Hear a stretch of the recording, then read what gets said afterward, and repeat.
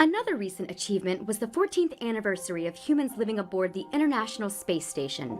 Since the year 2000, NASA has maintained a continuous presence on the orbiting space station. It is a unique scientific platform that enables researchers from around the world to conduct innovative experiments not possible on the ground. The research conducted on board the space station has resulted in many benefits to human life, including medical advancements in chemotherapy drug delivery and vaccine development, as well as the use of optical imagery to assess and assist with disaster relief and improving coastal water quality.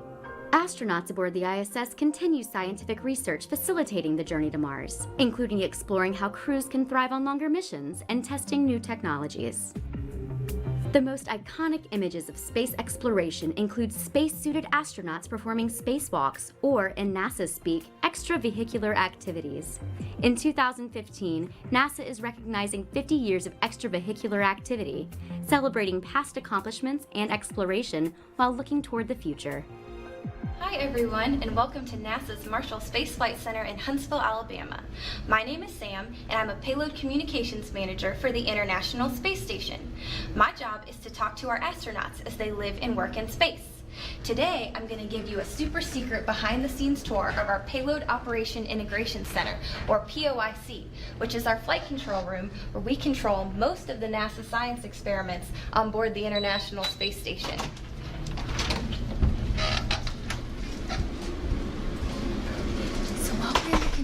We have to be pretty quiet. As you can see, there are people in here working. The reason why is that we're here 24 hours a day, 7 days a week, supporting the science experiments that our astronaut crews work on. The front views up here in the front of the room show you how we monitor what the crew's working on. You can see internal views, external views, and normally we can see the astronauts. Right now you can't, and the reason why is because our crew is asleep. Just like you and me, the astronaut crews have 8-hour sleep periods every day to make sure they get their rest and are ready to go the next day. This console right here is my Paycom console, and this is where I actually talk to the astronauts. One of the coolest parts of my job is that I get to talk with NASA astronaut Scott Kelly and Russian cosmonaut Mikhail Kornienko, who are the 2 crew members of our 1-year mission crew. That means they're going to live in space for twice as long as all of our other astronauts do. The reason that they're up there is so that we can learn how the human body adapts to long-duration life without gravity. And this information that we get, the science we get back from this crew, is going to help prepare us to move on to Mars and beyond in the future. The Curiosity rover landed on the surface of Mars on August 6, 2012. Unlike earlier rovers, Curiosity carries equipment to gather and process samples of rocks and soil, distributing them to onboard test chambers inside analytical instruments. Analysis of the first drilled sample provided the geological and mineralogical evidence of conditions favorable for life in Mars' early history. As the Curiosity rover continues to explore the surface, it will investigate further details on the past and current environments of Mars. NASA is also building a new human spacecraft that will usher in a new era of space exploration. Drawing from more than 50 years of spaceflight research and development, the Orion spacecraft is designed to meet the evolving needs of our nation's deep space exploration program for decades to come.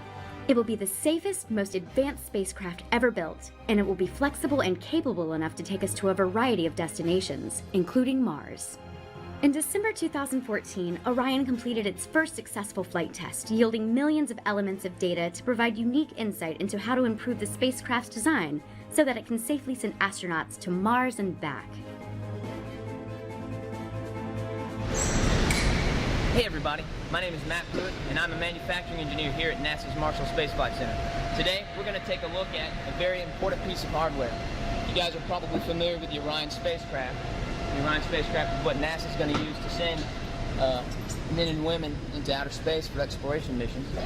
Well, here at NASA Marshall, we have the heat shield from that spacecraft that flew back in December of 2014, the EFT-1 mission. We've had the heat shield for about a month here in our 7-axis milling machine facility, and you can see the 7-axis milling machine there. It's the very tall blue structure, and it's capable of removing very small amounts of materials very precisely, and that was very important for a piece of hardware that's as important as the heat shield you can see here. So the heat shield during re-entry was exposed to about 4,000 degrees Fahrenheit, and that was as the atmosphere was rushing around the heat shield. It got very hot. And protecting the crew and hardware of the space capsule from the heat of reentry is very important. And that's what this piece of hardware did. That's why you see the black coloration at different locations on the heat shield. The reason you don't see it everywhere is because we're about halfway done with the job of removing this material and preparing these samples, which is what the squares and rectangles are, for testing out at NASA Ames and NASA Johnson, which are two other NASA centers. They'll be performing thermal and structural tests of this material to see whether or not it's in fact the best material for the job.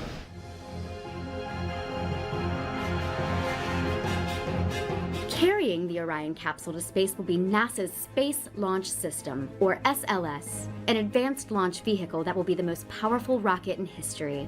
The SLS is a deep space vehicle capable of extending our reach into the solar system. With unrivaled life and cargo capacity, NASA will launch people and payloads farther into space than ever before. Hi, my name is Peter Ma, and this is the Space Launch System rocket. One of my responsibilities with NASA is the mass properties engineer of the core stage, which is this segment right here of the launch vehicle. It's important that we understand the mass properties of the rocket in order to ensure that it sits safely on the launch pad as well as flying into orbit. Once we have the design of the rocket well defined, then we use advanced and rare manufacturing tools like the robotic weld tool to bring the components into shape. Right now we're at the Marshall Welding and Manufacturing Center, and we're about to enter the high bay where we keep some of our weld tools as well as some other neat hardware. Let's have a look.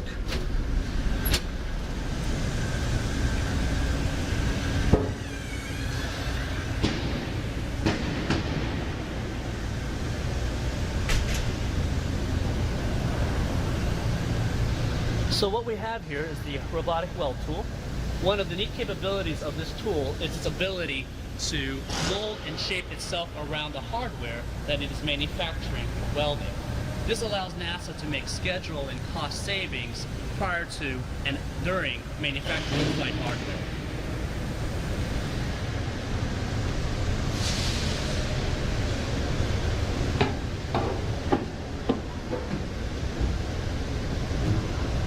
Now this is the vertical weld tool.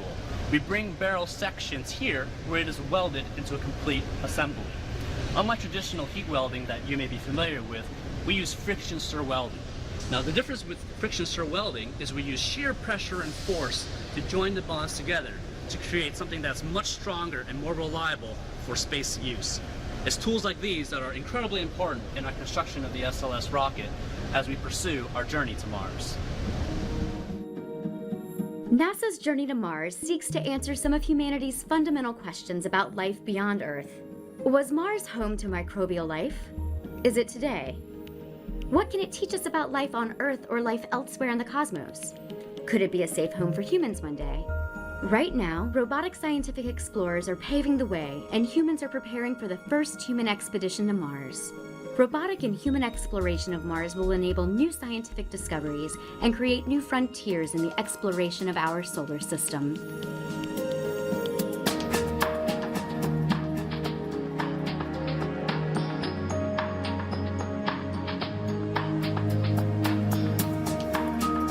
Hi. I'm good. It might seem crazy what I'm about to say. Sunshine, she's here. We can take a break. I'm a hot air balloon that could go to space. With the air, like I don't care, baby, by the way. Because I'm happy. Clap along if you feel like a room without a roof. Because I'm happy. Clap along if you feel like happiness is the truth. Because I'm happy. Clap along if you know what happiness is to you. Because I'm happy. Clap along if you feel like that's what you want to do. Because I'm happy. Clap along if you feel like a room without a roof. Because I'm happy. Clap along if you know what happiness is to you. Hey, clap along if you feel like that's what you want to do. Awesome. What do you think? Hey everyone, Amy atmosphere title here at NASA's Jet Propulsion Laboratory in California, and I am so excited that I am about to talk to astronauts Scott Kelly and Kel Lindgren on board the International Space Station. We're going to be talking NASA's year in space and the journey to Mars.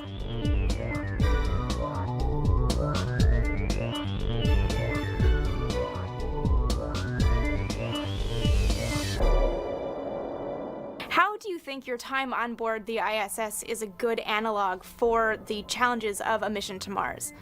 Well, I think, the duration it's going to take to get there is somewhere, probably around the 6-month, flight, and it depends on orbital mechanics and how much propulsion you want to use in the technology. But, from that perspective, I think it's pretty similar. Also, the life support system we have up here is, something that we're going to need to go to Mars, and I think we do a good job in, demonstrating that we have that capability. So, with the exception of what you do when you get on the surface and the re-enter or the entering into Martian atmosphere and the return from the surface, I think there are a lot of similarities. Having to get all of the training that we need in order to do the repairs that we have on station, and to really have the mindset to be able to be in an enclosed space for a long duration of time with other crew members, to be prepared for that. That will definitely be something that's a part of a Mars mission. The psychology of being in space must be very different. I can only imagine being able to see the Earth versus not seeing the Earth. How do you think that will differ for a crew going to Mars, the psychology of being in space? Yeah, it will differ. There's no doubt about that. We can look out the window and see the Earth in all its beauty at different times of day. It's sometimes it's during the day, sometimes it's night. I don't think something that people really appreciate is that when you're going to Mars, you're in sunlight all the time. Every time you look out the window, it's not like you're going to see stars. You're going to see nothing, because the sun is going to be so bright on your whole trip there. So, after a few days and you can no longer see Earth, it's going to feel like you're really out in the middle of nowhere and you're on your own. There's obviously a lot of things that I can only imagine you both miss about Earth. What do you think is going to be the biggest challenge from a personal human level for a crew going to Mars, and what has surprised you being on the ISS that we might not think about when we're talking about a journey to Mars in terms of things you miss, things that are really going to make it hard for a crew being that far from home? Well, one thing I miss here is the ability to leave. So even though this is an amazing place and it's a privilege to get to fly in space, you never get to go outside. You're not leaving, and that's something that the folks going to Mars are going to experience too. The one difference is, in an emergency, we can go home and we can be there pretty quickly if we really had to. I think the other big difference is going to be our ability to communicate with folks on the ground. It's a real advantage we have, both operationally and from a personal level, to be able to get on the phone and call people. But pretty soon after we depart Mars, you're going to get a time delay in communication such that it's not going to be usable. So that's going to play a big big impact on the psychology of the trip. When you start a mission like this, a 5-month mission or a year mission like Scott is doing, and for those crew members that will eventually go to Mars, I think you start out with a mindset, though. You start out with, you anticipate kind of what the challenges are going to be. And I think one of the things that I've experienced up here that's surprised me a little bit is really how adaptable the human brain and psychology is. I think that you adapt to the conditions and quickly normalize to them. So the fact that communications will be a little bit delayed, I think you're still going to treasure that opportunity to talk with friends and family, even though there is a little bit of a delay. And I think that you're going to have this long trip, this really kind of set in your mind already. And so that will make things a little bit easier. Well, that was pretty incredible. Astronauts are on board the International Space Station right now running experiments that are helping push us forward to Mars. Not only are they working on the technological elements, but the human elements, because a journey to Mars is hard.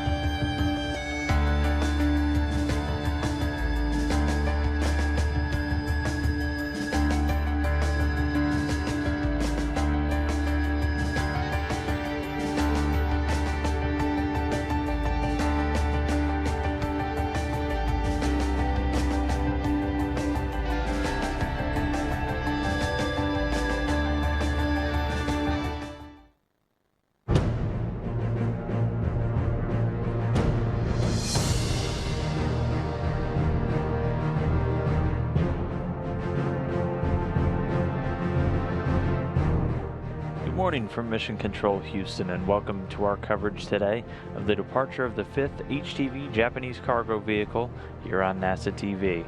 You're looking inside of the International Space Station Flight Control Room here at the Johnson Space Center in Houston, Texas.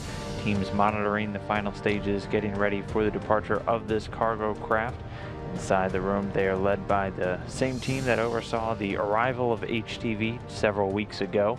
The flight director position today is Royce Renfrew, standing up there in the white shirt.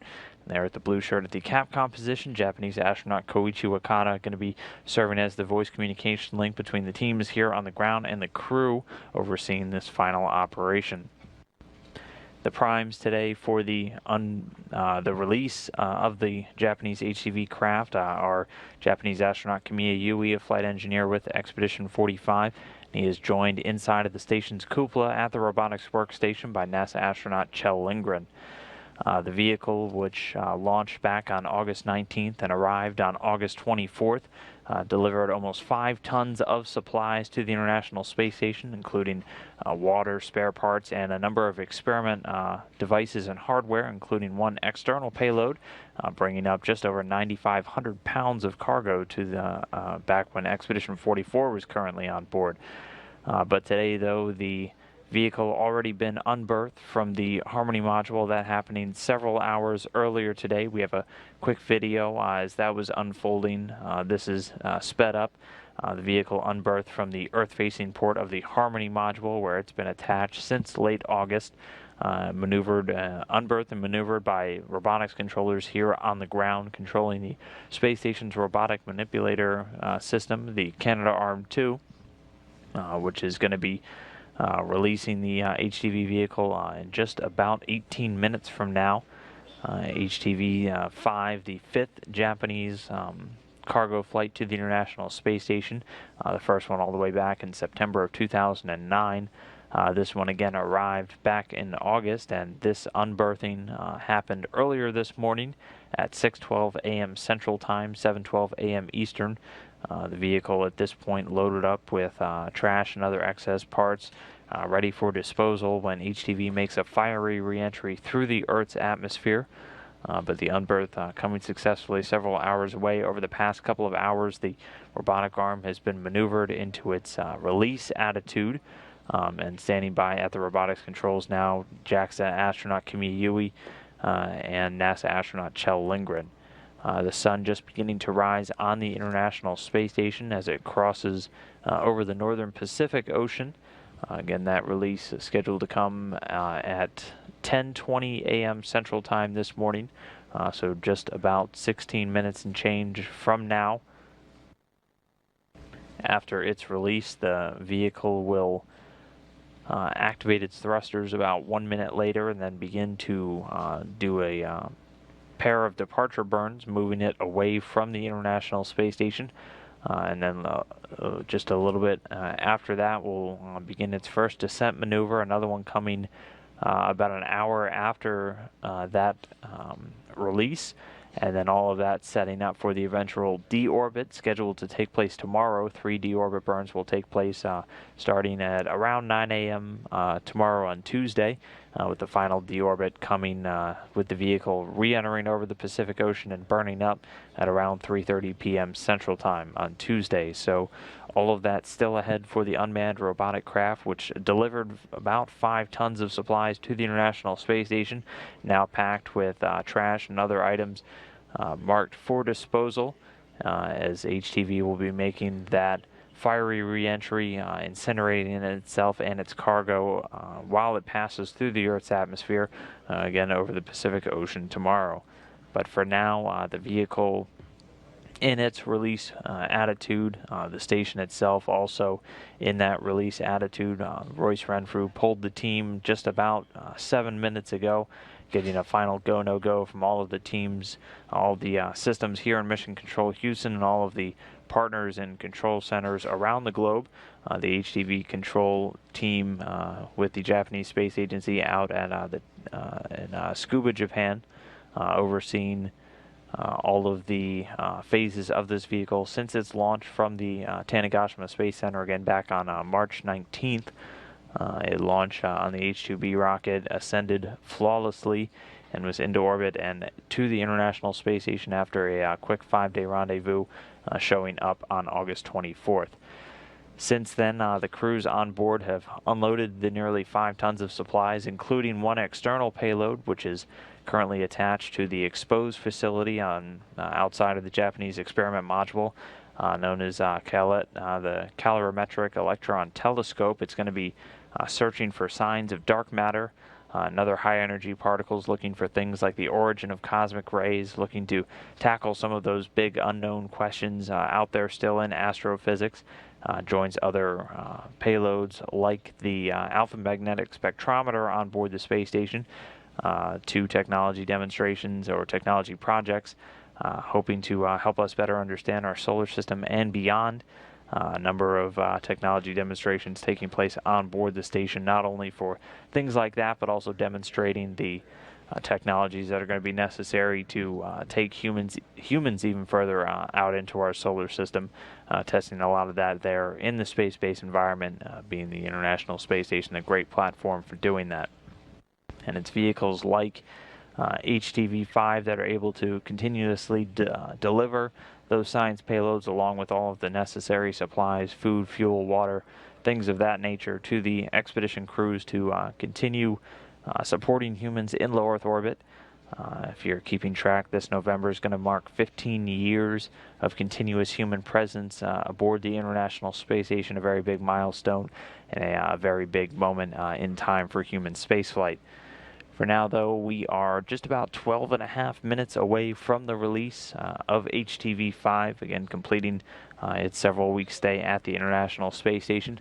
As you can see, the Earth passing by in the background, an orbital daytime now for the 6-man crew on board and this unmanned Japanese vehicle. The station still crossing over the northern Pacific, just about 12 minutes away from release.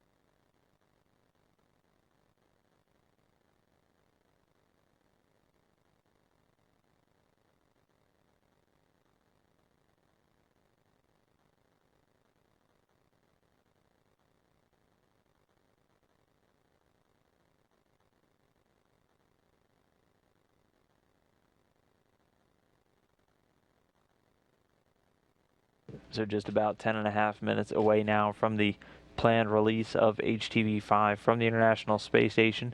The vehicle packed with trash and other items that will incinerate along with it once it re-enters the Earth's atmosphere tomorrow.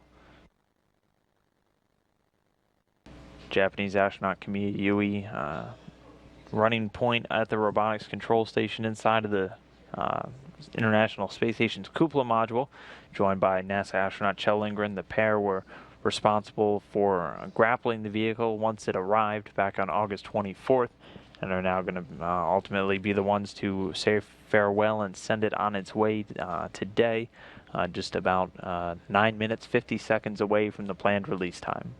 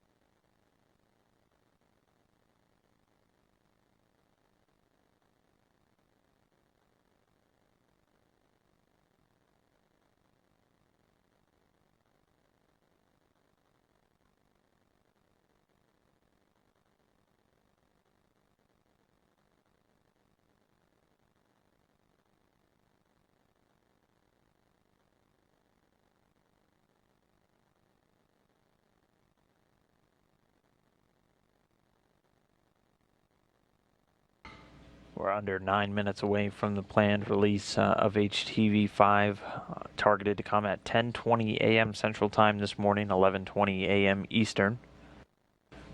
In just about 5 minutes, the space station will transition into what's known as an attitude hold, maintaining a constant attitude, locking in place for the eventual release. Upon release, HTV-5 will slowly drift away, activating its thrusters scheduled 1 minute after the release. And then after about 5 minutes of free drift, initiating that departure maneuver at around 10:25 a.m. Central.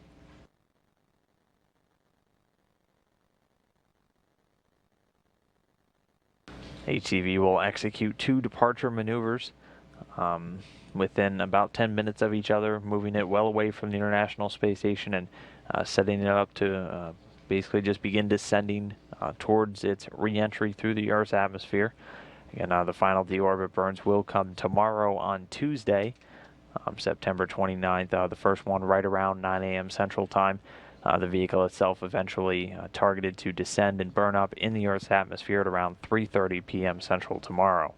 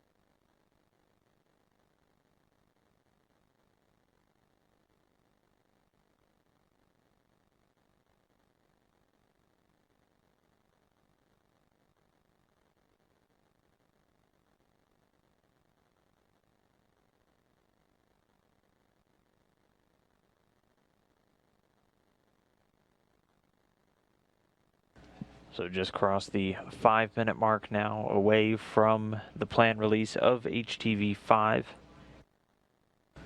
Targeted to come at 10:20 a.m. Central Time this morning.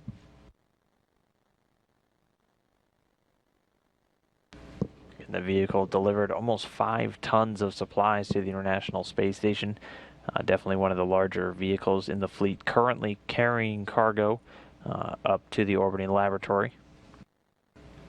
The vehicle itself having both a pressurized and an unpressurized section, very much like the commercial vehicle, the SpaceX Dragon, able to carry external payloads, and an unpressurized section for installation on the outside of the International Space Station. So not only bringing up supplies and experiment equipment for the crew on board, but also bringing up experiments exposed to the vacuum of space for additional research. HTV-5 delivering a new electron telescope, going to be searching for through high energy particles, taking data searching for the origins or evidence of dark matter, also the origins of cosmic rays that already installed out on the external portion of the space station over on the external platform outside of the Japanese experiment module. Also on board, though, with this vehicle was just over 8,000 pounds of pressurized cargo. Among that, over 3,000 pounds of crew supplies, basically food, other items like clothing for the crew on board, about 1,900 pounds of vehicle hardware, spares, and other items. Among them was a new galley rack, basically a new a rack, the International Space Station using telephone booth-sized racks, basically enclosures where they can store all of their experiment hardware, all of their life support systems, things of that nature that line the walls of all of the pressurized modules. HTV-5 actually delivered 2 new ones, one a new galley or a new kitchen basically for the International Space Station, able to consolidate all of their various water dispensers, food heaters, things like that into one area now. Also delivering a new payload rack able to accommodate a number of different research projects on board the station, both of those being installed by the crews on board.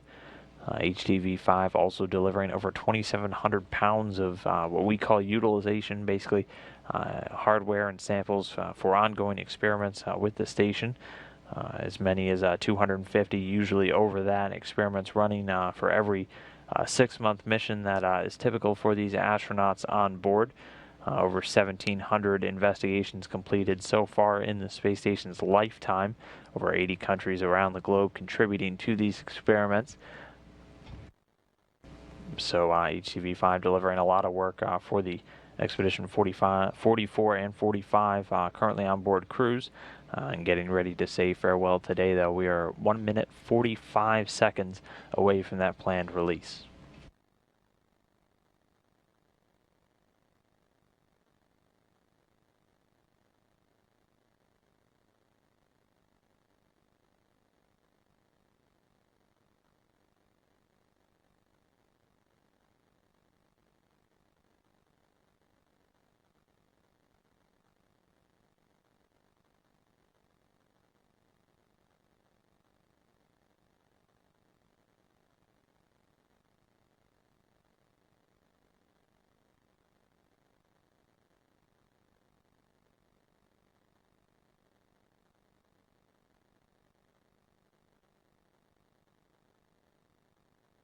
Now under 1 minute away from a release of HTV-5.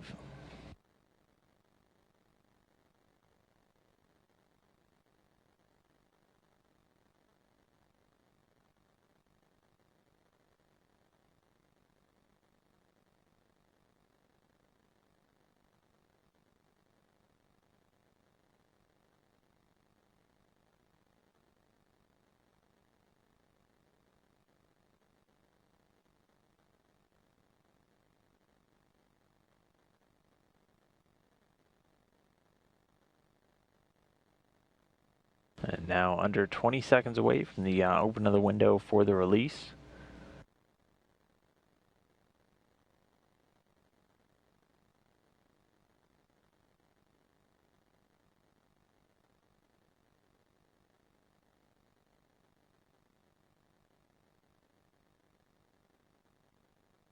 And now standing by.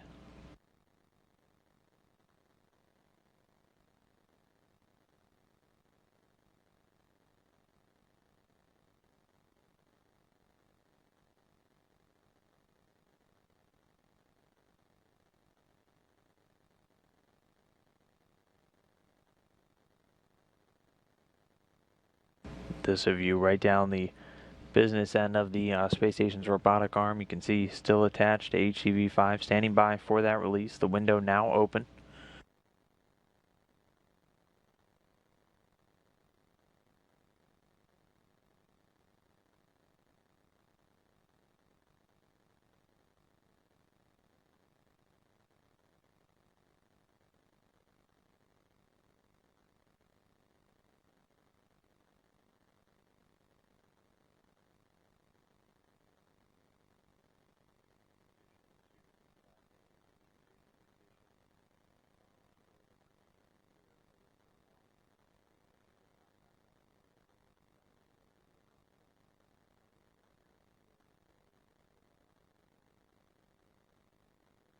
to ground 2 so that you're on the loop.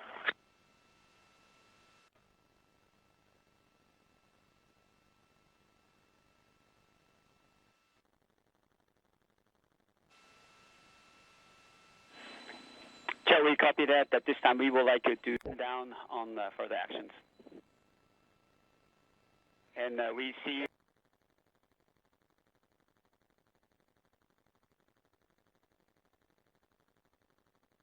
Stand down. And we see you in a good config at this time.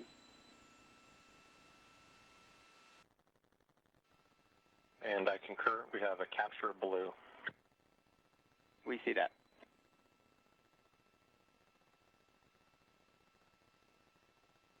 Time. And I concur. We have a capture blue.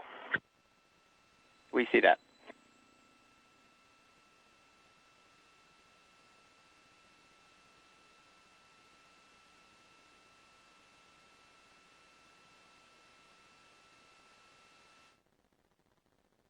And how do you? That's right.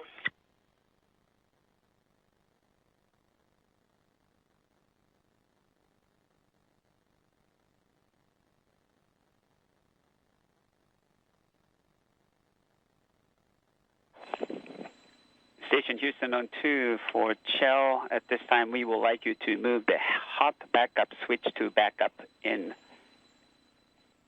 lab workstation.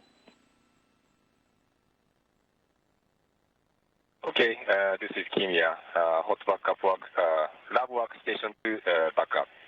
Good copy.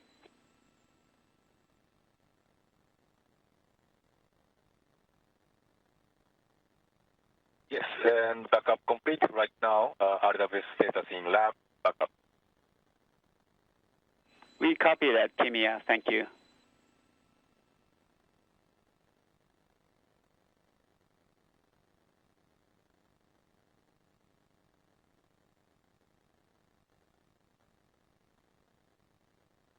And just for SA, the status in the cupola RWS status is also backup.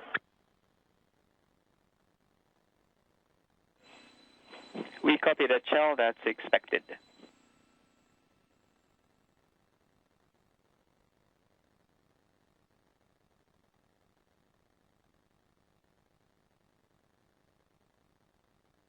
And Koichi, if you said something, we were kind of moving around, say again. Yeah, we saw cupola backup, cupola workstation in the backup status, and we see that on the ground, and that's a good config.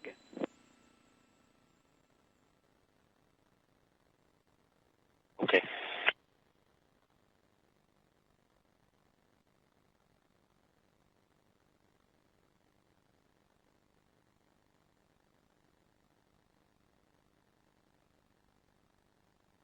So the two crew members on board, Kamiya Yui and Chell Ingren, reporting they got a break message from the space station's robotic arm.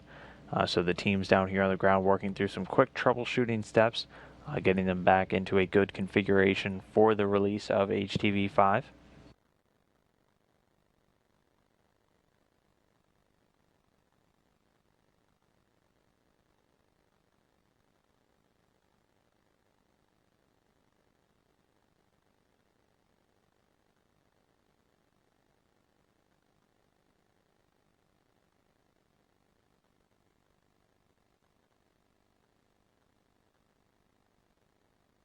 So for right now, the crew on board standing by for the release.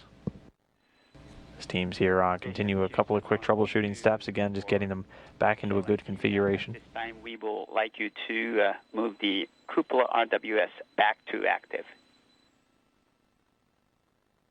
Okay, copy. That's in work.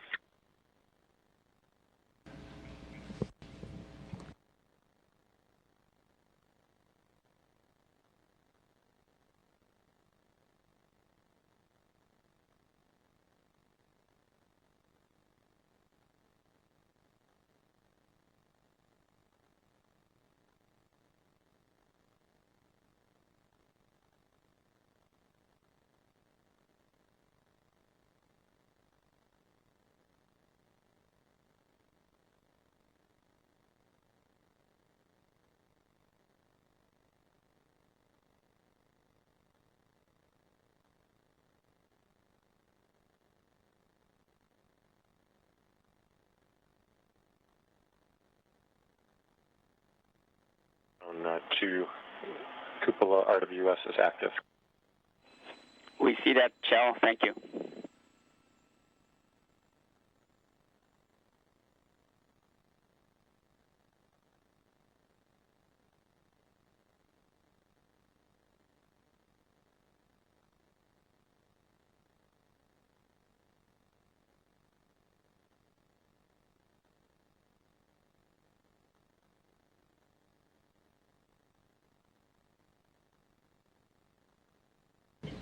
So again, the crew on board and the robotics officer here in Houston registering a break command from the space station's robotic arm, delaying the release of HTV-5 for a little while. They've reconfigured the robotics workstation inside of the cupola, where Japanese astronaut Kamiya Yui and NASA astronaut Kjell Lindgren are standing by for the release.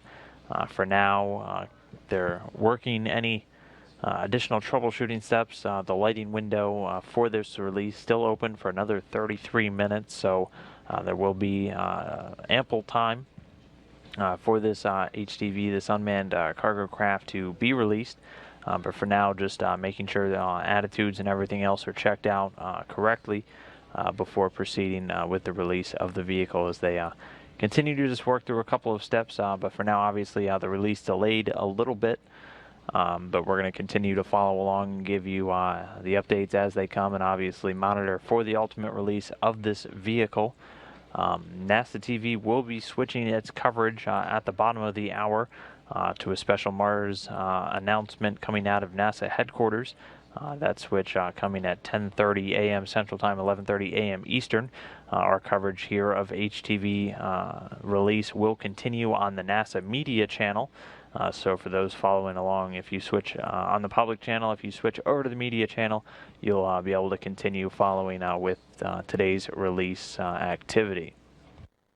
But again, just a reminder, that switch coming at the bottom of the hour in just about a minute in change from now at 10:30 a.m. Central Time, 11:30 a.m. Eastern. For now, though, we're going to continue to monitor HTV-5 as the teams troubleshoot a couple of quick items and get this robotic arm primed and ready for release.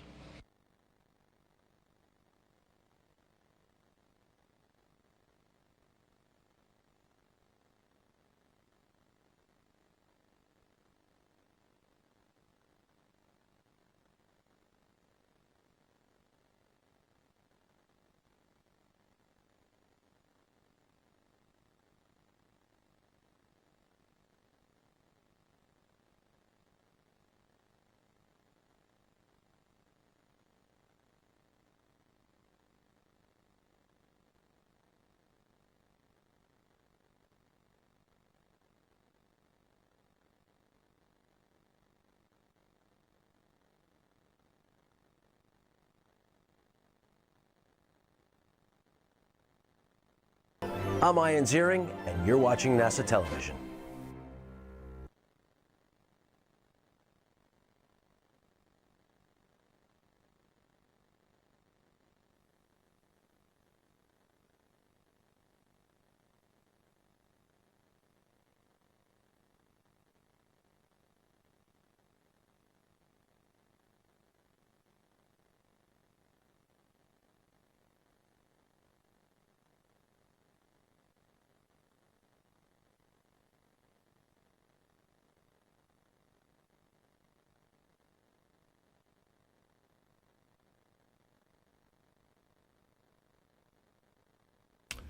Good morning and welcome to NASA headquarters in Washington. My name is Dwayne Brown with the Office of Communications.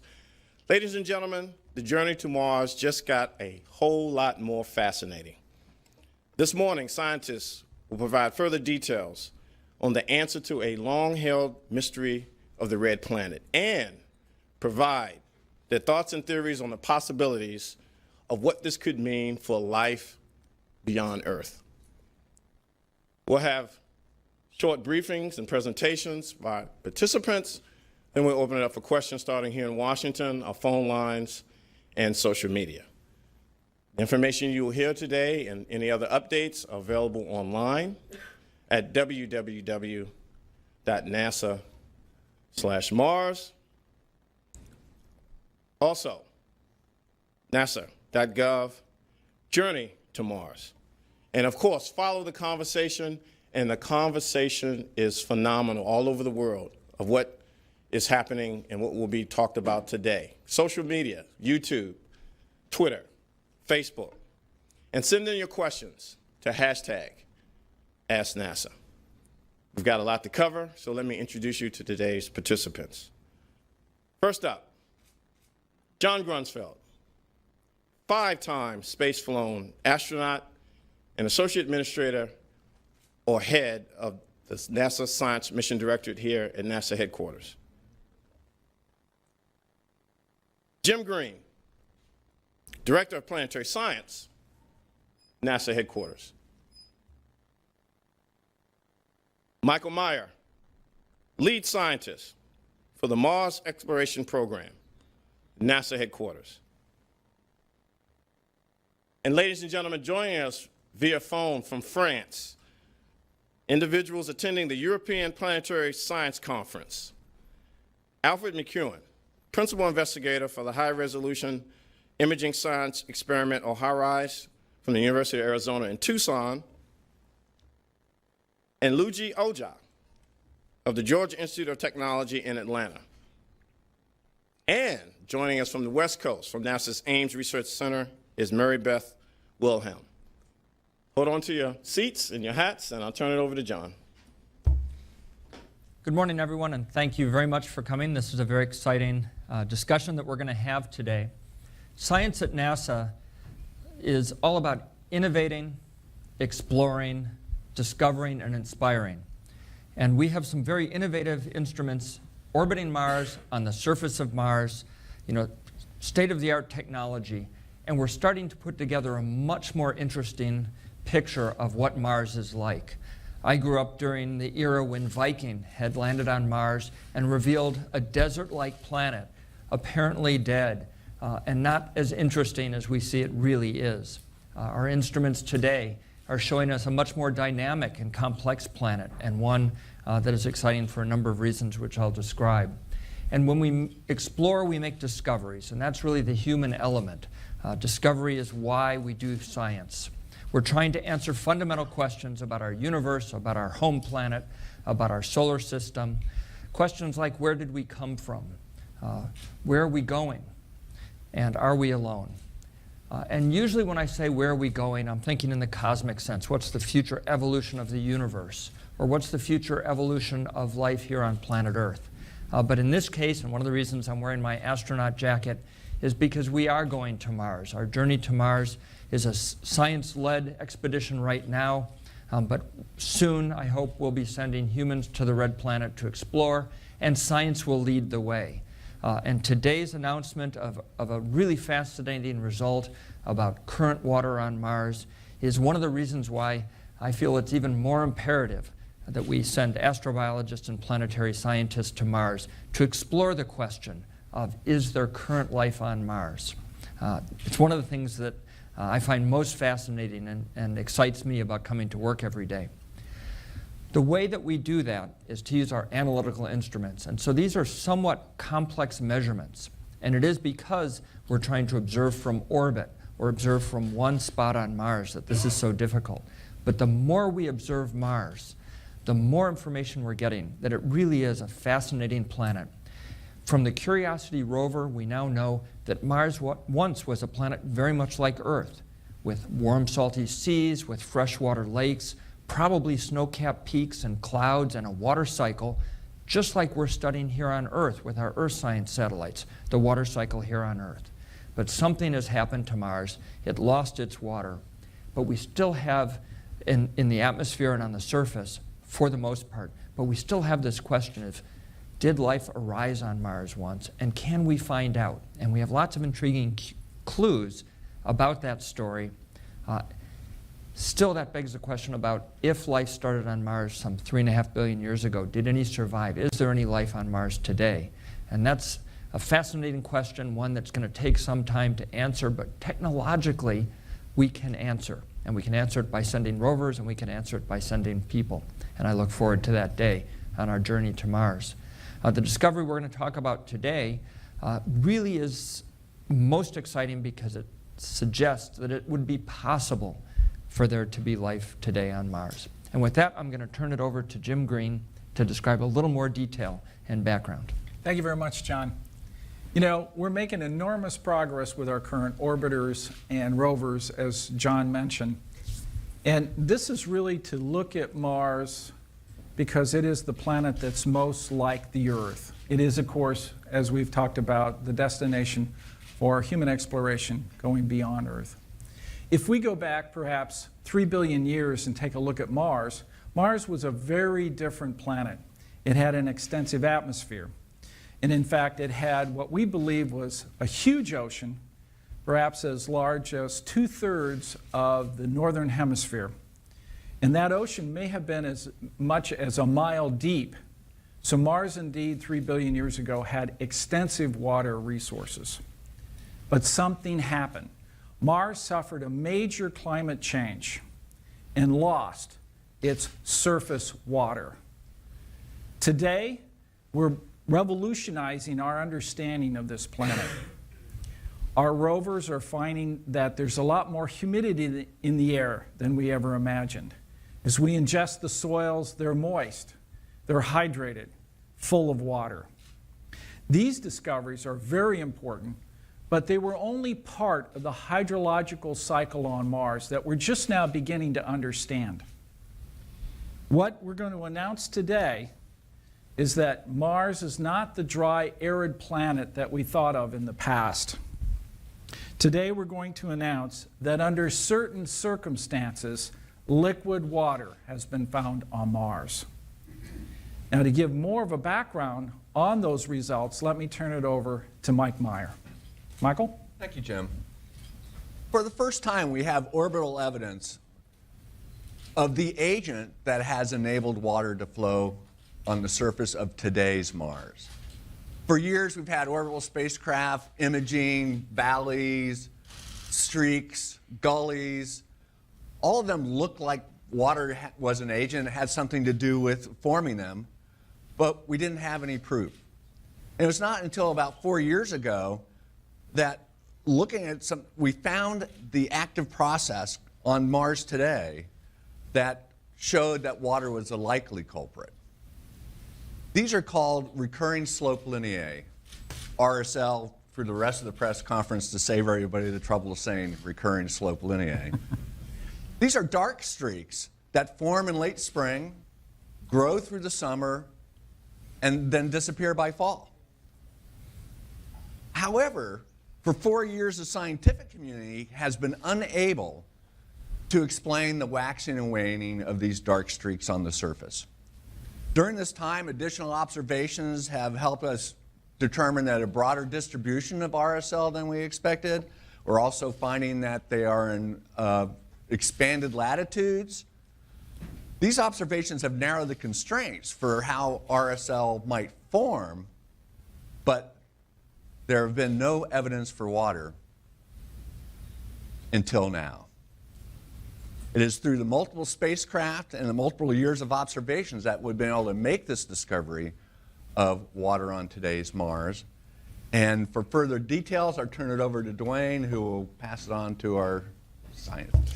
Yes, let's pass it on to our scientists in France and at Ames, and let's see what this excitement is all about. You're here first from Alfred McEwen from France, attending the European Planetary Science Conference, and then Luigi Oja. Alfred. Greetings from Nantes. So I'm going to provide some background on the RSL, and I have to explain why we have such a horrible acronym to deal with here. For us scientists, it's better to have a purely descriptive name. That way we can argue about how these formed and still use the same name. We don't want a name that assumes we understand what these are. So we're stuck with RSL. And so I'm going to give a little background, and then I'll turn it over to Luigi to describe his new results. Could I have the first slide, please? So this first view is the title slide. It gives the title of the paper that's being released today in Nature Geoscience. And this is a perspective view as if we were on the ground. There's actually an orbital image, but we projected as if we're on the ground. And the black arrows there point to the tips of these RSL. They actually begin way up near the tops of this hill here. And they flow down over the bedrock. And when they flow out onto the fans at the bottom, that's where they stand out most distinctly. So these are the features we're talking about. And if I could go to the next view graph, this will show you a little animated GIF that shows you the time sequence of these features. So on the left is a black and white image. This is Palakir Crater, and it's all along the north-facing and west-facing rim of this crater. You can see the black arrows point to many of these on the left. On the right is this animated GIF, and it shows the sequence where these start to form in the early summer. They grow either gradually, very gradually, or incrementally. Then they stop growing and they fade. Then they disappear. They're gone entirely for most of the Mars year. The following Mars summer, new features appear and grow that are very similar. So that's the full sequence of events that we've been observing with HiRISE over the last 4 years or so. And these features are very sensitive to the temperature. They form at different times, at different latitudes on Mars, all related to the seasonal variations at those locations. So they're very temperature dependent, and the darkening and the temperature dependence can be explained if these are seeps of water that seep through the shallow surface layer and darken the very surface layer. But we had no direct detection of water. That was just our best guess as to what these were. If you go to the next slide, this is a global map of Mars, and it shows where we have what we call fully confirmed RSL. As of a couple of years ago, this needs to be updated, but it's the same general pattern. There's 3 regions. One is the southern mid-latitudes. Another is Valles Marineris in particular, and there are a few other equatorial spots. And then in the northern hemisphere, we've seen quite a few of these now in Acidalia planitia. Luju is going to talk about his discoveries of hydrated salts in 3 locations that are marked on here. One is in Valles Marineris, in Coprades Chasm. Another is Palakir Crater, which I showed you the animated GIF for. And then we see them in the central peaks of Hale Crater and Horowitz Crater. And John mentioned the Viking results. Well, Norman Horowitz was the principal investigator on the pyrolytic release experiment on the Viking landers, which was one of 4 experiments searching for life on Mars. They had a negative result, although there may be reasons for that. So then the last slide that I'm going to show you, if you go to the next one, this just shows Mars and its orbit around the sun. And this is to explain a little bit about why we see these at different times in different places. So Mars is tilted on its axis about 25 degrees, very similar to Earth's tilt on its axis. So it has seasons like Earth when each pole is pointing towards the sun. It's summer in that hemisphere, winter when it's pointing away. In addition, Mars has a more eccentric orbit, non-circular orbit than does Earth. So right now we have short and hot southern summers and cooler but longer northern summers. And so we see the RSL in southern summer in the southern hemisphere. We see them actually in northern spring in the northern hemisphere.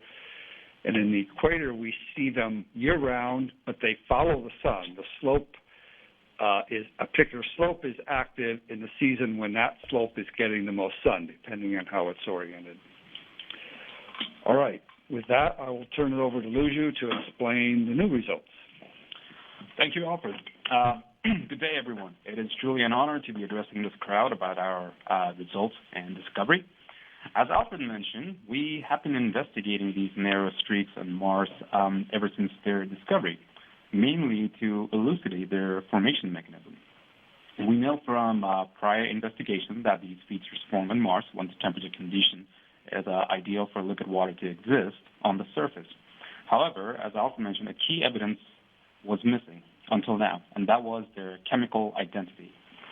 An excellent way to validate the hypothesis that liquid water plays a key role in the formation mechanism of these dark streaks is via spectroscopy. And this is what I will be talking about in this slide.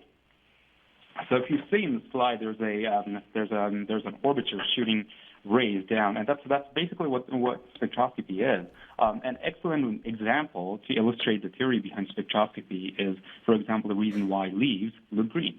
Our human eyes can recognize various colors. We can see red, blue, yellow, pink, etc. But the reason leaves look green to our human eyes is because a major component of the leaf, which is the chlorophyll, absorbs all the other light our human eyes are sensitive to and reflect the green light.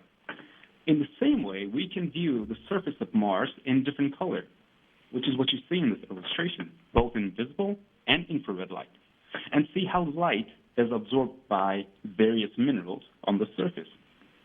We have an excellent instrument called CRISM on board Mars Reconnaissance Orbiter, which is what you see in this illustration, and it can observe the surface of Mars at various wavelengths. In this work, what we did was we went to these places where we see these narrow streaks and observed the interaction between light and the surface material to see if there was any spectroscopic evidence to support our liquid water hypothesis. So if we go to the next slide, in this slide, you're seeing an animated 3D fly-through of a peak with dark, narrow streaks flowing out of them. During the summer months, this peak can contain hundreds of narrow streaks. This is the same peak that Alfred was earlier talking about, Horowitz. We looked at the surface using the instrument I described before called CRISM to see if there was any evidence for the liquid water hypothesis.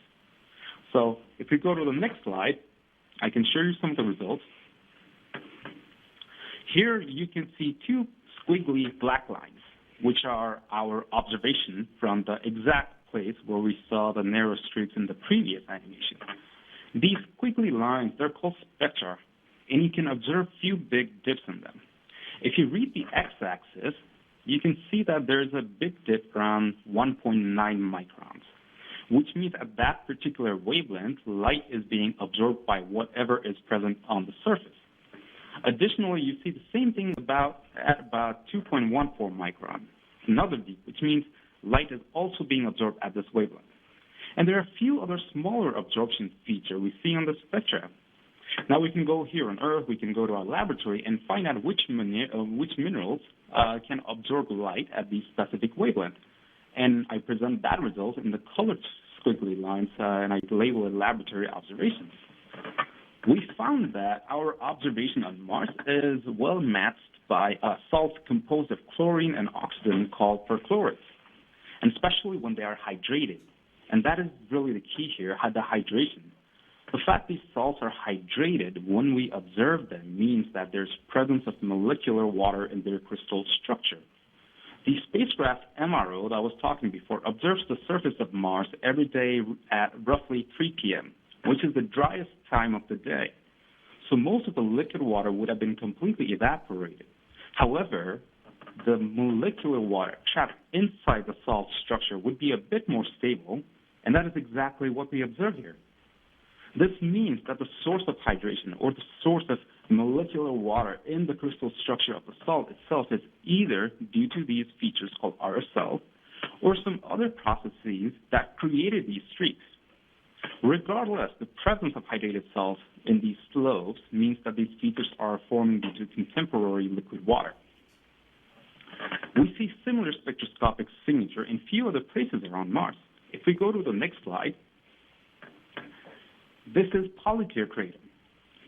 And you can see arrows pointing to some faded streaks flowing out of the crater wall. This is in a slightly different location in the southern hemisphere of Mars. At this location, actually, we have multiple observations from different times. However, we see the hydrated salts only when these streaks are biggest. At other times, when the streaks are narrow and short, we do not see any evidence of hydration. This, again, just like Horowitz, means that the source of hydration or the source of molecular water in the crystal structure of the salt is either due to the presence of RSL or some other processes that created RSL. Regardless, again, just like Horowitz, the presence of hydrated salts in the slopes means that these features are forming due to contemporary liquid water. If we go to the next slide, the presence of perchlorate also has some other big implications for water on Mars. You can see the pure water stability on Earth. For example, if you take a glass of liquid water here on Earth, the water will remain in the liquid form until you hit 0 degrees Celsius, when it will start turning into ice. If the temperature approaches about 100 degrees Celsius, then that cup of liquid water will start boiling, and most of the water will start going into the vapor phase. Next, if we take the same glass of water to the surface of Mars, similar thing will happen. The water will freeze at 0 degrees Celsius, but because of the thin atmosphere of Mars, the water will start boiling as soon as the temperature reaches close to 10 degrees Celsius. Therefore, pure liquid water is highly unstable on the surface of Mars, and this is where perchlorate can help us. Next, consider a water mixed with perchlorate or perchlorate brine. If that happens, then the stability of that salty liquid water on the surface of Mars vastly increases. As you can see in the graphic, the perchlorate brine will remain in a liquid form until we hit negative 70 degrees Celsius, and will not start boiling until it is 24 degrees Celsius. Therefore, the presence of perchlorate vastly increases the stability of liquid water on the surface of Mars. Perchlorate also has one other huge implication for water on Mars, and for that, I'm going to turn it to Mary Beth to explain that. And thank you, gentlemen, and we will now hear from Mary Beth Wilhelm. We'll go to the West Coast at the Ames Research Center. Mary Beth. Thanks, Dwayne, and thanks, Luzu. So Luzu discussed the first major implication of our work, which pertains to the increased stability of liquid water on the surface of Mars. I will now discuss the second major implication and then discuss some of the broader significance of our findings. So perchlorate salts have a special capability pertaining to the absorption of atmospheric water through a process called deliquescence. Basically, if the humidity in the Martian atmosphere gets high enough, perchlorate salts will absorb the atmospheric water until the salt dissolves and forms a liquid solution. This is one possibility for explaining the formation of RSL. So this sort of physical process can explain the features that we observed here. The discrete darker patches observed in this image may be formed by deliquescence. It is also possible that the formation of RSL is due to other types of processes in which we won't go into depth on here. Perchlorates have a much higher ability to dissolve in water compared with other salts that we see at the Martian surface. So our observations could also be explained by some other liquid water source dissolving perchlorates that are naturally present in the soil and then later depositing them as a solid in higher concentrations. But again, deliquescence is our favored scenario. So here you see a map of the distribution of perchlorates on Mars. The red triangles indicate places on the surface where perchlorates have previously been detected by rovers or landers. Perchlorate is suspected to be present at both of the Viking landing sites and was found in the northern plains by the Phoenix mission in the late 2000s. Most recently, it was detected at Gale Crater by the Sample Analysis at Mars instrument aboard the Curiosity rover. Our detection of perchlorates at RSL sites are shown here in blue, are the first to be made using data acquired by an orbiter. We have increased the number of known locations of this important resource on the Martian surface, showing that perchlorates are perhaps more widely distributed than previously thought. So to summarize, our findings strongly suggest that these recurring slope lineae are formed by liquid water on present-day Mars. The spectroscopic detection of hydrated perchlorates indicates that this water is briny and not pure. So with that, I'll now discuss some of the broader significance of our findings. So water, as I'm sure many of you have heard us say on multiple occasions, is an essential ingredient for life. Our results may point to more habitable conditions on the near surface of Mars than previously thought. Here, potential habitability by Earth-like microbes is unclear. To assess habitability, we would first need to determine how cold and how concentrated the brine is. But the detection that we've described warrants further astrobiological characterization and exploration of these unique regions on Mars. Finally, water may be an important resource for future human explorers and inhabitants of Mars, and may decrease the cost and increase the resilience of human activity on the red planet. Looking forward, it is imperative for us to further understand the source of these water for these features, as well as the amount. And with that, I'll turn it back over to you, Dwayne, at NASA headquarters. Thank you, Mary Beth. Okay, ladies and gentlemen, we now will transition to our question and answer. We have a lot of media, not only here in Washington, but on the phone lines, and we want to get to social media. So I'm going to ask you wait for the mic. Please limit your question to one. We'll try to get to as many questions. Our participants will be here following the press conference, but we have a gentleman here, if we can get a mic here. And your name and affiliation, please. I'm Chip Reed. I'm Chip Reed with CBS News, and I'd like to try to pin you down. Given all this new evidence, how likely do you think it is, a 1 to 10 point scale or whatever you choose, that today there is some form of life on Mars? Okay, I guess everybody's looking at me, so I'll give you my feeling. You know, when you look at Earth, water is an essential ingredient in just about, well, not just about, everywhere we go where there's liquid water, whether it's deep in the Earth or in the arid regions, we find life. This is tremendously exciting. We haven't been able to answer the question, does life exist beyond Earth? But following the water is a critical element of that. We now have, I think, great opportunities to be in the right locations on Mars to thoroughly investigate that.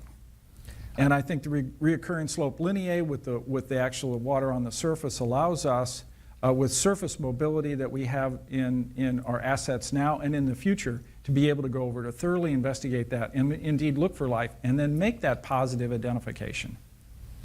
And go ahead, John. Yeah. I'm sorry. Yeah, I just think the really exciting thing about this is that our view of Mars, of this ancient Mars, and the possibility of life originating on Mars, has been really about seeking chemical fossils of possible past life on Mars. The existence of liquid water, even if it's super salty, briny water, gives the possibility that if there's life on Mars, that we have a way to describe how it might survive. And that we are now at a point, technologically, with over 50 years of successful spaceflight, that we have the capability to go there, ask this question of is there life on Mars, and answer it. This is, to me, the most exciting thing, is now that question is not an abstract scientific question. It's a concrete one that we can answer. Michael? Yeah, I would just like to add sort of a sensibility about how much we don't know. We have only one example of life, and that's us. This is it, on planet Earth. We don't know how it started. And so one of the things that we found at Mars is we know that Mars could have supported life, at least what we know about life. But we don't know how life started here, so we don't know if it's possible for life to have started on Mars. And so that's a huge question that needs further exploration. And it's only through that exploration that we're going to narrow the possibilities down and maybe get actually a direct answer. Does that question... I was just going to expand a little bit on that. Now that we know what we're looking for, with HiRISE, we can begin a better search. We can begin to be more methodical. We can look and see if we can determine if there is some sort of aquifer network that may be supplying these. We don't know that. There are other theories, other ideas, but that is actually the next step. How much water that, when it left the planet, went into the soil, went underground. And that, as we said, is also a resource for human exploration for us. So if there is indeed those kind of resources that we can begin to probe, we might be able to answer that question pretty quickly.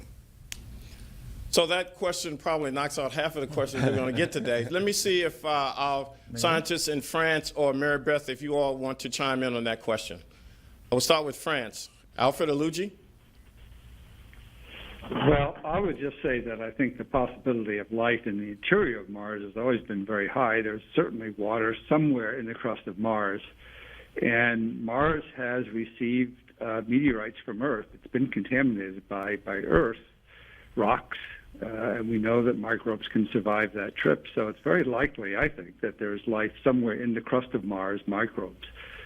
But it's where is it? How accessible is it? It's very difficult now. Maybe there's something we can find close to the surface, and that's what's exciting. But to me, the chances of there being life in the subsurface of Mars has always been very high. Okay, just a reminder to our many social media folks, send in your questions at #AskNASA, and we're going to continue here at headquarters before we go to the phone lines. And we have we go this lady here, then here. Give your name and affiliation, please. Hi, Anna Wilding, Herald de Paris newspaper. We publish in English and French. How will today's announcements affect your time frame for going to NASA and the possibility of coming back? And is any budget allocated towards cultural resources, finding any sign of cultural resources on NASA? I know you're looking at the water, but what about potential habitats or anything like that as well? Is there a budget? Well, we do have a Mars budget for future scientific exploration, and in fact we have a number of exciting missions that are queued up, both NASA-led and also European Space Agency-led with the partnership with Russia. And so we have the InSight lander, which is going to launch next year, and will tell us about the interior of Mars. It's the first time we're going to look into Mars by putting a seismometer, sort of an earthquake sensor, and a heat flow experiment to tell us about the interior of Mars. And so that's very exciting and is linked to these broader questions. The European Space Agency with Russia is launching a mission called ExoMars, also in 2016. And in 2018, they have a lander going down. And in partnership with NASA, we have an organic molecular analyzer.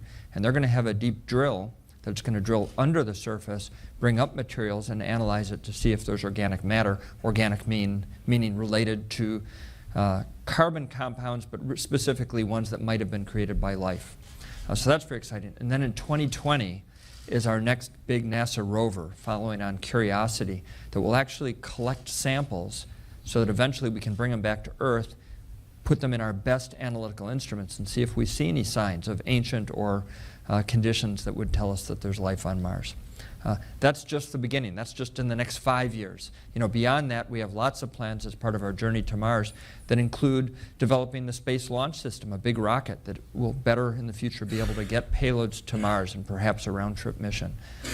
And we're still sketching out what that looks like. The future is always more fuzzy than the current, but certainly these exciting results only encourage us for the future of Mars exploration. We also shouldn't discount what we currently have as assets that are there. They're actually relatively healthy. The Mars Reconnaissance Orbiter is doing a fabulous job. It's got high-resolution imaging, and as we talked about, the mineralogy and from CRISM that it's been doing. You know, when you look at, even though it's been there nearly 9 years, it's only really mapped about 3 or 4% in high resolution of Mars.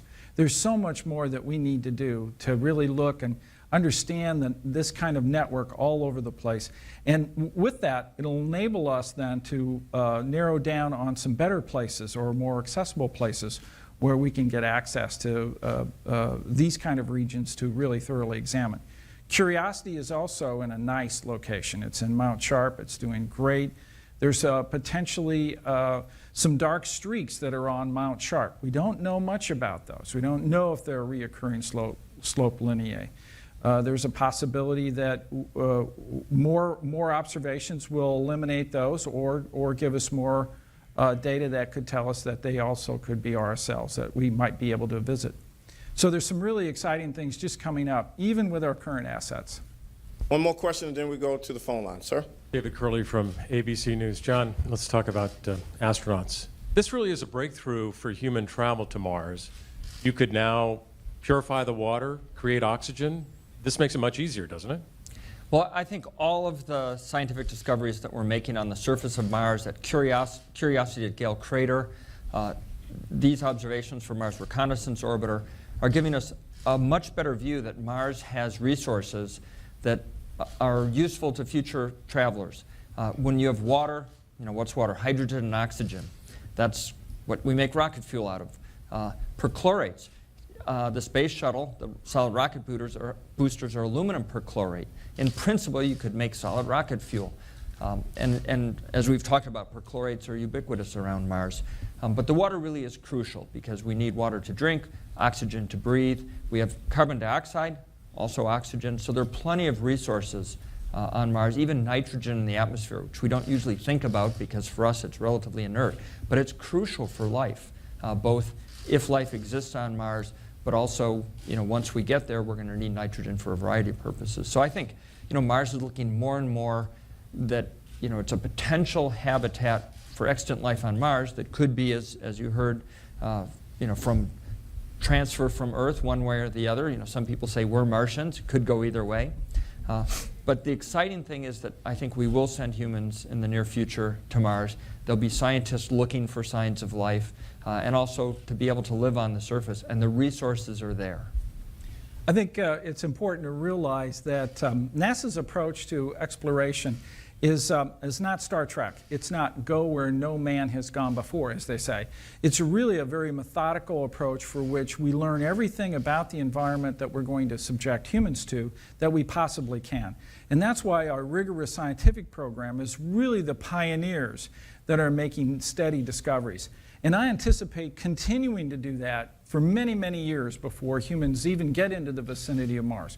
We'll make rapid progress in these areas. That does indeed help us understand the parameters and design better missions, leverage and utilize the resources that are available, and even make those kind of trips more feasible in the future than ever before. In fact, I'll be very specific. On our Mars 2020 lander, we have an experiment that's not a classical science experiment. In fact, it's a in situ resource utilization experiment. So you may hear that. We love our acronyms, ISRU. But it's a small apparatus that's going to take in Martian atmosphere, mostly carbon dioxide, and extract the oxygen. And that's its function. We know we can do that on Earth, but we're going to demonstrate it on Mars. And that's part of our combination of human space flight, space technology, and science all in one. Now, in addition to that, on 2020, is underneath the rover is a radar. Actually, it's from Norway. They're building it, the Norwegian Space Agency. And this is a radar that will send radio waves through the ground, return reflections, will tell us what that strata is like. And it might be able to uncover aquifers that are close to the surface. It could tell us how important experiments like that are for humans to be able to take and go to Mars. And in fact, the MOXIE instrument, which is great, we're going to operate that all times during the day. There's huge temperature and pressure swings on Mars. So what is it like? What's the efficiency of extracting the oxygen under various extremes, not only during the day, but all throughout a season? So these are huge steps for us to be able to plan the right resources to support humans in the future. Okay, let's go to the phone lines now. And we're going to start out with Ken Chang of New York Times. Ken? Hi, thanks for taking my question. So you always say how exciting this is, and you wanted to go study the possibility of current life. I was wondering, when would you actually get there, since none of the current spacecraft there or being planned have been clean enough to go to a special region? I heard Dr. Green say that Curiosity might go to these dark streaks. Under what parameters would that happen? Ken, you brought up a really important point, and I know Michael and Jim will comment on this. But the question of, is there life on Mars? We know there's life on Mars already because we sent it there. We try and clean our spacecraft as best as we can. And the Vikings certainly were sterilized the best of any of our spacecraft because we just didn't know. But the surface of Mars is really a very harsh place. It's got ultraviolet light from the sun that bakes the outside of the spacecraft. And if you want to kill microbes on Earth, you take a UV light and you kill the microbes. We've cleaned the spacecraft as best as we can, but we know that microbial life, bacteria, are so tenacious that it's impossible to kill them all. So we do the best job we can, and then we send our spacecraft into areas that we think are the least sensitive to the possibility of contaminating extant Mars life. And so what Ken Chang of the New York Times has suggested is, how can we take a spacecraft like Curiosity that may not have been cleaned as well as, say, Viking, to an area that might have extant life? And it's a great question. But this is the scientific process. This is why we're crawling before we walk, so to speak, that we're being very careful that we don't send a spacecraft to Mars with the intention of detecting Martian life and find out that we detected the Earth life we took with us. And this is the general Well, I mean, it's, that's tough to do. When you actually go down and list, how do you avoid doing that? It's very hard. And this is the general field that you may hear us talk about of planetary protection. It's not only protecting the Earth from bringing some alien life form to Earth, but more so right now, it's protecting the environments that we go to, whether it's Mars or Europa, to make sure that we don't contaminate other planets before we find out if we're alone in the universe. Yeah, we don't really know if Curiosity will have an opportunity to be able to go to one of these areas and find, make measurements. We, as I mentioned, have some linear streaks on Mount Sharp that we just don't know enough about. They may or may not be RSLs. We've got a lot of work to do on that. And then we have to make decisions on, is Curiosity really good enough to be able to go over to that area and make appropriate measurements with as John said, without it measuring us, without it measuring things that we might have taken with us. But even then, it has a limited set of capability to be able to make any sort of detection in this area. Next up, Tim Risen, U.S. News and World Report. Tim? Yes, thank you. This is Tom Risen with U.S. News and World Report. Yes, congratulations, everyone. Great research on Mars. Very exciting to hear that the surface of Mars can, at some point, support water. It sounds a bit like Game of Thrones, where there's extreme seasons where it gets really cold and then it gets really warm. Do you think that if we hit it right on one of the warm seasons, that humans could grow crops on Mars, that the soil would be alive enough to support some kind of Earth crops? Well, I think the real challenge, and if you think about the progression of altitude on Earth, as you climb a mountain, say you're climbing Mount Everest, when you're in the, the verdant valleys of Nepal, you have wonderful plant life. But as you go higher, that plant life sort of disappears till you see only lichens on rock, which are this unique symbiosis between fungus and algae. And as you go a little bit higher, all the plant life disappears. That's largely because the atmosphere gets so thin that any life would be desiccated, would lose its moisture. Well, Mars is the altitude is an Everest that's 3 times higher than any airplanes can fly. And so you'd have a challenge growing plants on the surface of Mars, even with maybe some extreme genetic engineering. But certainly you could build, inflatable or small greenhouses with higher pressure. And if there's a lot of water on Mars, you could then use that water to grow plants inside the greenhouse. Because after all, it has plenty of carbon dioxide, which is what plants breathe to create oxygen. So that might be another mechanism that we have future explorers with the plants that they eat as part of the system to provide environmental conditions. And now we know there's a significant amount of water in the humidity and water resources to be able to bring to bear. Hey, next up, Reuters. Irene. Thanks very much, Dwayne. I also had a question about planetary protection issues. I understand Mars 2020 doesn't have the budget to do a necessary sterilization to go to an area of special interest, and just was wondering, in light of this discovery, might that be revisited, and could the landing team consider sites close to RSL locations? It's a budget question. Well, indeed, the current sites that are being considered for Mars 2020 are being classified relative to planetary protection. And our plans indeed are to make sure that Mars 2020 does indeed recognize what classification and then sterilize appropriately at a particular level. Returning samples is one of the highest levels of planetary protection no matter what. And so we have a whole variety of plans to be able to sterilize Mars 2020, and we have the budget in the plan to be able to do that. So it's incorrect to say we're not going to consider planetary protection on 2020. We are, and we have plans in terms of how to handle that. I think the other part of that question, though, is that these RSLs, these streaks of briny water, are in challenging locations.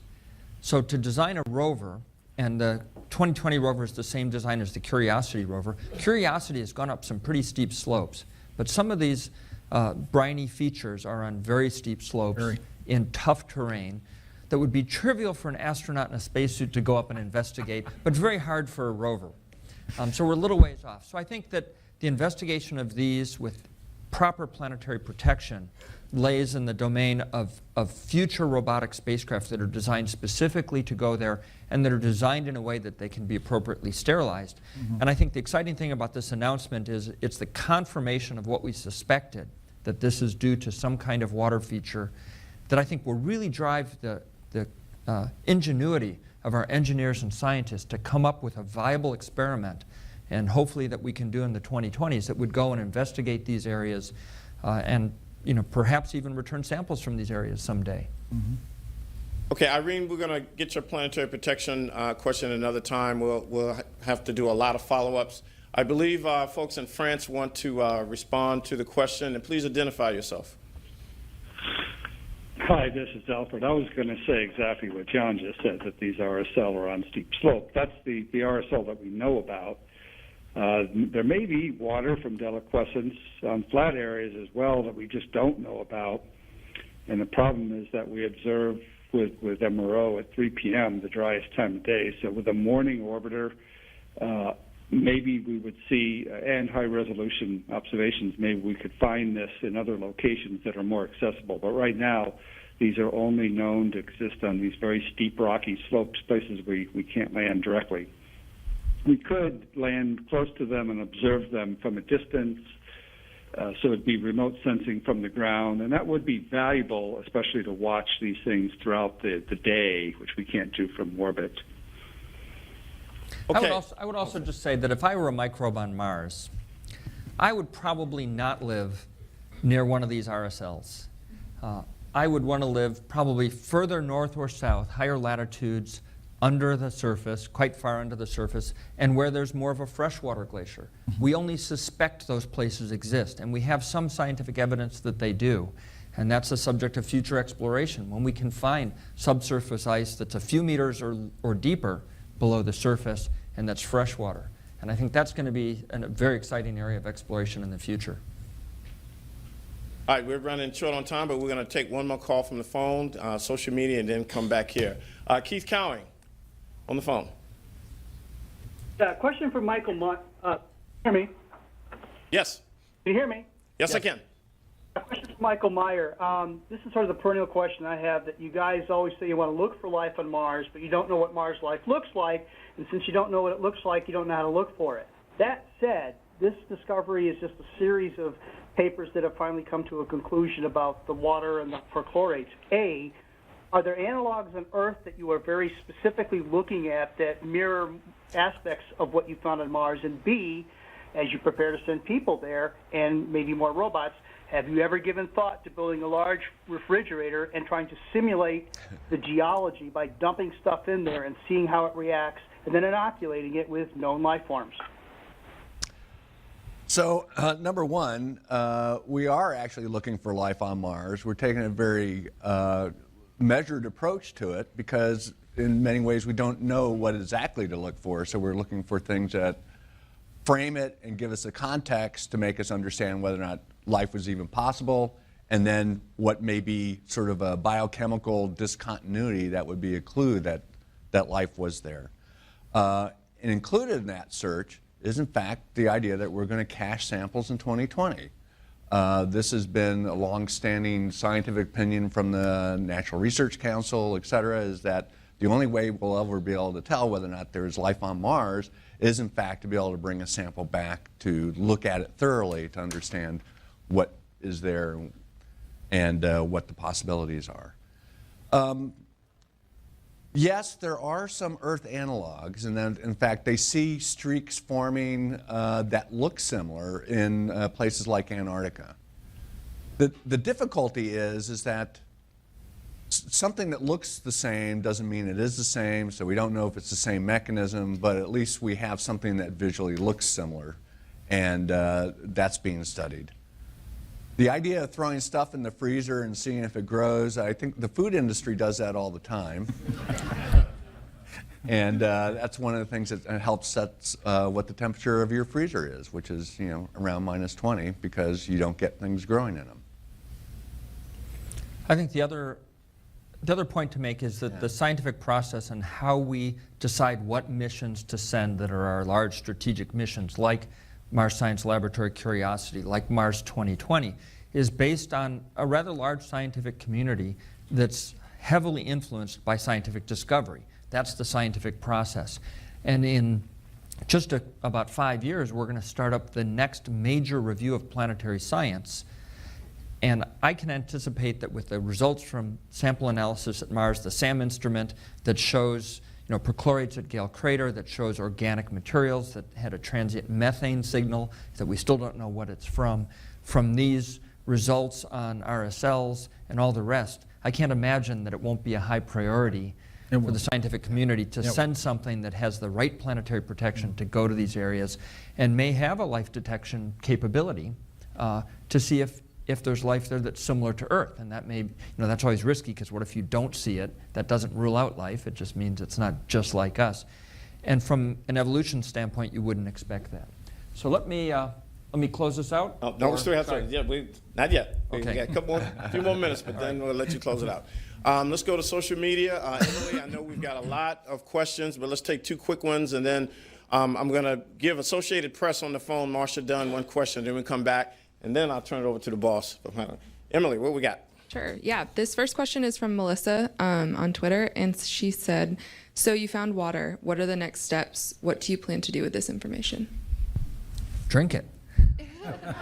Drink it. Well, yeah, let's do that. I mean, one of the big things is, okay, now we found water, we see it participate in forming these streaks, but we don't know where the water actually comes from. And so it could be hiding a major source of water in the subsurface, but we don't have any idea. And so this is sort of the next puzzle to this recent discovery. And a critical part of that is to find out other places on Mars that we see this. As Jim said, Jim Green said, we've only imaged about 3 to 4% total at this high resolution and different times a year. So yeah, we need that high resolution. I mean, these streaks are maybe 4 or 5 meters in width. You know, they may be a couple football fields long, but you know, with our normal imagers that measure, you know, a half a kilometer by half a kilometer, they're totally lost. We need that high resolution imaging. We need that ability to see this table in several pixels from orbit, and we have that with HiRISE right now. Hey, 1 more question. Sure. This one's from Meredith. She said, "Does this mean that it rains on Mars? Is there a full water cycle like there is on Earth?" So we haven't seen rain on Mars because the surface pressure is way too low, but we have seen snow. And so even today, we know from the humidity, the fact that when the sun goes down, it cools, the humidity precipitates out as ice crystals on the surface of rovers and on rocks. So we know there is a water cycle. And we know from the evidence of Curiosity roving on the surface that 3.5, 4 billion years ago, there was a very active water cycle because we're driving over river deltas. And so at that time, it certainly did rain. In fact, the Phoenix lander, which landed very close to the North Pole up in what we'd call the Arctic Zone region of Mars, actually made some great observations with their LiDAR, and that was a Canadian instrument from the Canadian Space Agency, watching the snow come in. I mean, there's some really great data from Phoenix alone that shows us that. Before we go to the phone, one last time for social media, keep sending those questions in at #AskNASA. We'll have folks responding as quickly as possible to all of your questions on social media. So, on the phone, Marcia Dunn, Associated Press. Marcia. Yes, can you hear me? Loud and clear. Yes, my question about the RSLs, would you anticipate the water being as salty as the Earth's oceans? I'm just wondering on the salinity. And can you even estimate or guess how much water we're talking about flowing? I don't know if I'm envisioning streams, rivers, a trickle. Is there a drought? Just sort of give me a picture of what you think, how much water there might be and how salty. Thank you. Could I attempt that one? Yeah, Luigi, did you copy that question? Yeah, so Alfred's going to answer that question. Okay, go ahead, Franz. I'll say what I think, and Lucius can chime in as well. But Earth's oceans seem pretty salty to us, but water can get much, much saltier than that. And if the process of deliquescence occurs, if that's how the water is being made, it will be much, much saltier than Earth's oceans. How much water? We made an attempt to estimate in part of Alice Marinaris how much water might be the minimum amount to explain the darkening, assuming only 5% water, which is sufficient photometrically to darken it, and only 10 millimeters thickness, which is enough for it to actually flow down the slopes. The minimum was 10 to the fifth cubic meters of water, which sounds like a lot if it was all in one place. I don't know how many Olympic swimming pools that is, but that's dispersed over very wide areas. And so what we're dealing with is wet soil, thin layers of wet soil, not standing water. But Mars has a lot of surface area, so if you could add it all up, it could be a significant volume. Okay. All right. What I'd like to do now is turn it over to Dr. John Grunsfeld. And obviously, Mars, the Mars missions, the Mars program is in his portfolio, but he also has nearly 100 missions in the science portfolio. So, sir, wrap up. Thanks. Well, again, thank you all for coming. I know this is an exciting and interesting result. I know you'll have lots more questions. We'll try and answer the questions from social media. We encourage you to talk to our scientists after this. We are on a journey to Mars, and science is leading the way. And I think each time we learn about something new about Mars, Mars becomes more and more interesting. And I think it's just going to provide us with, a great sense of our place in the universe and our solar system in particular. As Dwayne says, we have a lot of other missions. We've just started this year a mission to Europa, which we know has an undersea ocean, and we'll be exploring that in the next decade. So please stay tuned to science because, basically science never sleeps. We have lots of discoveries, and we appreciate your interest. Thank you very much.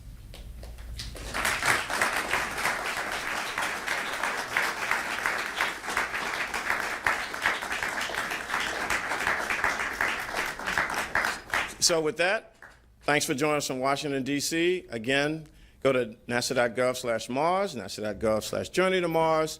Follow us on social media. Ladies and gentlemen, NASA's Journey to Mars is very real. Thank you.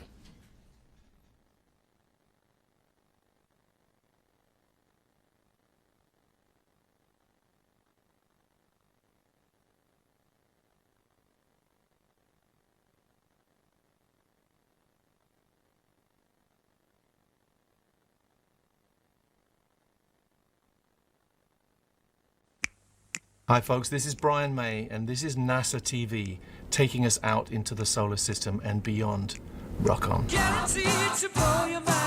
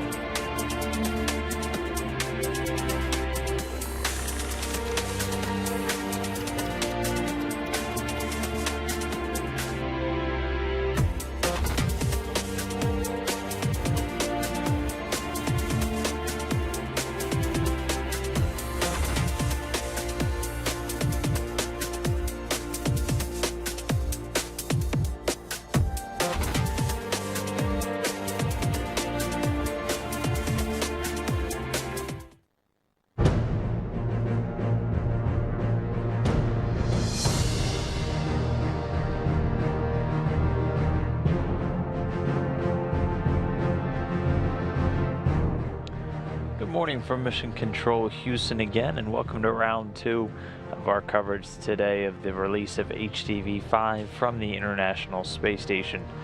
Looking inside the International Space Station Flight